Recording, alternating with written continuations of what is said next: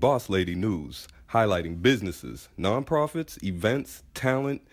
Ladies and gentlemen, put your hands together for Miss Britt Johnson.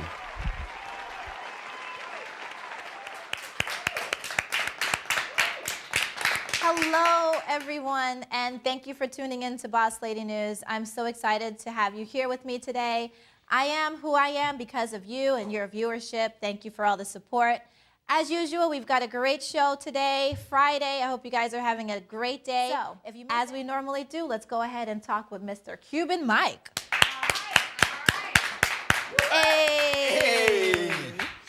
Oh, what's going on? How are you? Life is good at the moment. Life It's is good. good. You know, life is good, period. Life is what you make it. Amen to that. Amen Right? to that. We ain't match it this time. I know. We didn't make that call. Yeah, I know. We didn't make that call. We usually freestyle by coincidence. I know. So the normal, you know, when it naturally happens, that's like when you can tell we're brother and sister. Of course. Mi hermano. Yeah, tu sabes, hermana. Ya tú sabes, ya tú sabes.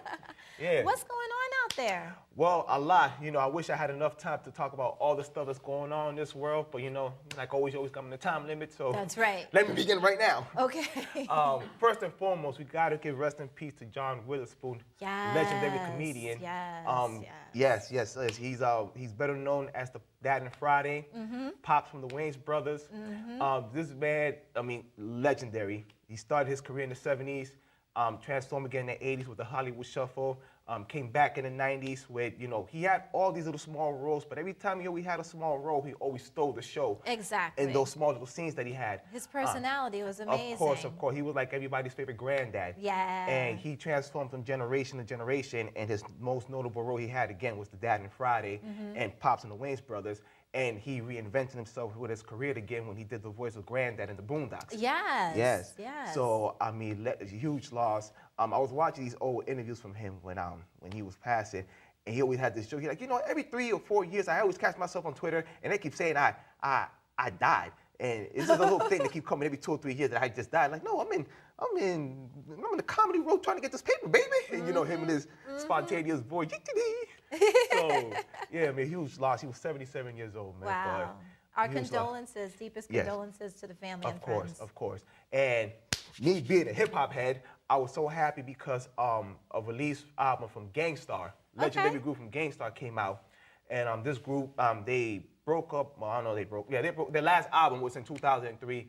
And they went into separate ways. Right, and for those of you that don't know, you know what I'm saying, this is 90s baby, 90s rap, 90s hip hop. Yes, I'm sorry, Gangstar, one of the greatest groups of all time. Guru being from Boston, and DJ Premier, arguably one of the best DJ producers of all time.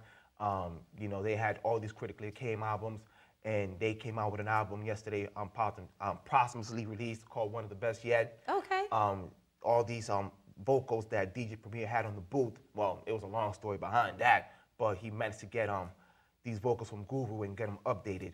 And you know, he had all these guest appearances from J. Cole, which got a dope song out there. Nice. Lady Scott, Talib Kweli. Nice. He brought the original Gangstar Foundation in it, so I was just happy to hear that album. It's good to kind of see like music kind of being brought back to its origins. Yes. You know, everyone loves music. Everyone loves how, you know, rap has been able to transcend generations, transcend cultures, transcend nationalities, and transcend purposes. Yeah. Right? So that's awesome to hear. And one of the good things about that album, like me being a Tupac fan, I hate the fact every time you hear his albums, they get remixed with like these unknown artists or just artists that go together. When you hear this album, it just goes together. Right. It goes together. It's not no random artist with Google's voice, and it just sound like they were in the booth together and did this music. So it's beautiful. I love it. Love it. Got 1 more minute. Yes, Byron Allen.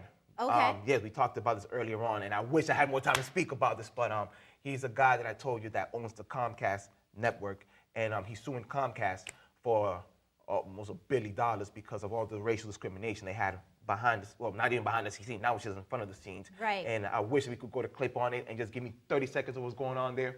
30 seconds Just give me 30 seconds. They got me the time limit here, kids. We got it? Okay. Just give me 30 of what's going on here.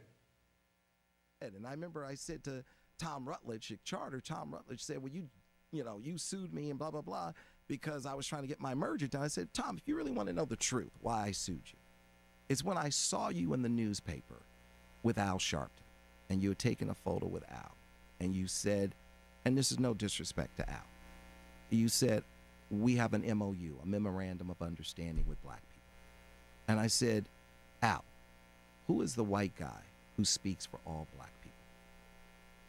And why do you think there's a black guy that speaks for all black people? And why do you think he speaks for me? And so there's that's more. powerful. Yeah, there's more to that interview. I mean, there was this thing that they were trying to have a black college basketball network there, and Comcast shut it down. There's a lot of grimy things going behind the scenes. So he won 3 times with Comcast, and now Comcast just won't accept that loss. So now they're taking it to the Supreme Court. And, you know, Comcast has a lot of connections there, especially with the Trump administration, which, you know, the nonsense they're doing. Right. And I mean, at the end of the day, and this is what, you know, people need to understand, it's all good for people to feel as if there should be some kind of communal responsibility. However, business is business, and most of television is owned by 6 major companies. Yes, he's talked about that. He talked about, I mean, the interview gets deep. The interview gets really, really deep. So I suggest everybody, you know, when we talk about ownership and getting your own, you gotta really hear the interview, because he's dropping a lot of gems in that. Thank you. You're not going anywhere, though. Yeah, you know, we used to have a hashtag. Give Cuban like 2 more minutes. We're going to have a hashtag here. I'm going to have to promote this out here. Give Cuban like 2 more minutes. That's going to be next time, yeah. okay? You guys don't go anywhere.